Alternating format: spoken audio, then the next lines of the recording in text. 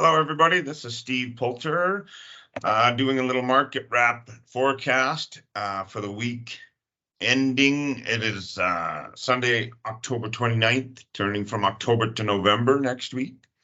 We had another rough week on Wall Street this week. In fact, we have slipped into correction territory. This week, the S&P was down 1.8% for the week. Bringing them to only up 7.67% for the year. NASDAQ was down 2.23 for the week. They're still up for the year, but for the last 6 months, they're only up 3.52%. The Dow is now negative for the year, over 2%. And so things are rough. In fact, so obviously the Dow is in correction territory. The NASDAQ is now in correction territory, and the S&P is in correction territory. That means they're down over 10% off their most recent highs. If we continue like this, the bull market will go away and it will turn into a bear market. I'm not saying that's going to happen. A lot will depend on the next couple of weeks as we head into the final couple months of the year, which traditionally does give a boost. Some years it's earlier, some years it's later. We have a ton going on this week. So it's going to be really a volatile week. Very bluntly, it could be a very dangerous week between the economic news that I'm about to tell you about and earnings, which I will tell you some of what's coming. It's going to be very, very challenging. So I'm going to be proceeding with great caution, maybe more caution than I have in the last 6 months. On Tuesday, we have the employment cost index, how much it costs to keep your company going with its employees. We also have the consumer confidence coming out. And then Wednesday, the rest of the week, it gets crazy. We have the JOLT job openings on Wednesday. Now, if you remember, a month ago that we had that JOLTS job opening, and there were so many job openings, it really brought the market down. In fact, that began a process that really brought the market down, because then we had the job openings.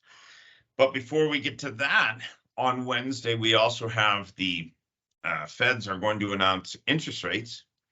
I do believe most people, myself included, believe there's not going to be an interest rate hike this month. However, there is still one more opportunity for the Feds to hike before the end of the year, and I believe they're going to do that.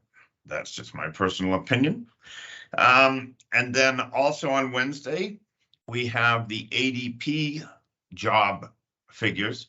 Now, ADP is a private company, so sometimes they're in line with the government's numbers. Sometimes they're way off. You always got to take ADP figures with a grain of salt, because, again, sometimes they don't affect the market at all. Sometimes they really affect the market at all. On Thursday, of course, we have initial unemployment claims, a weekly number. However, that is becoming more and more important as the government is really trying to slow things down. And then on Friday, we do get our jobs numbers. Now, again, remember, last month, we had way more jobs created than was expected. And after the market digested that, it decided it was a bad thing. And the market has struggled for most of October. Remember, September is the worst month of the year. October is the second worst month. August is the third worst month. But a lot of times in October, we do find a bottom, call it bear killing October. Not this year.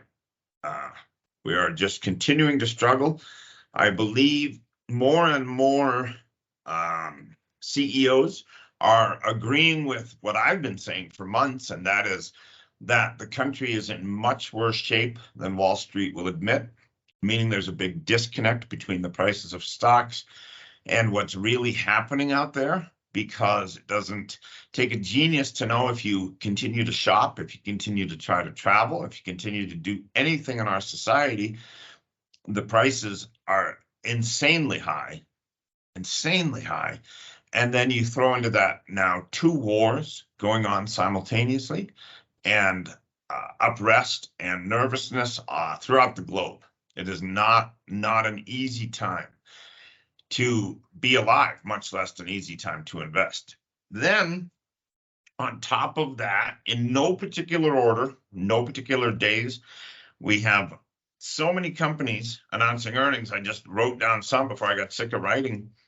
Pinterest, Caterpillar, Amgen, AMD, First Solar, PayPal, Roku, Qualcomm, another solar company, SolarEdge, Airbnb, Carvana, Crocs, Starbucks, and then probably the biggest one of them all, Apple, announces on Thursday. Now, a lot of solar companies have been struggling. A lot of tech companies have been struggling after they announced, even though their numbers were good, whatever they are saying, the market is not happy with. So we have seen a ton of these tech companies really, even if they pop up by the end of the day, by the end of a couple days later, they're selling off. So in summary, we're now in correctional territory. It is not an easy time to find something that's going up. The Dow is red for the year. The S&P is now up single digits after peaking at around 17%. And the NASDAQ, while they're still fairly high for the year over the last 6 months, they are now up only 3%. So be very, very careful there. Things go down a lot faster than they go up. Be very wary of this week when the government speaks and gives us figures. And then we have a lot of companies that if the market does not like what they say after the numbers, look for some weakness there, continued weakness. I am looking for continued weakness, and hopefully we find some kind of support as we head into the last couple of months. So be very careful out there. That is what I am doing this week. Very, very cautious investing.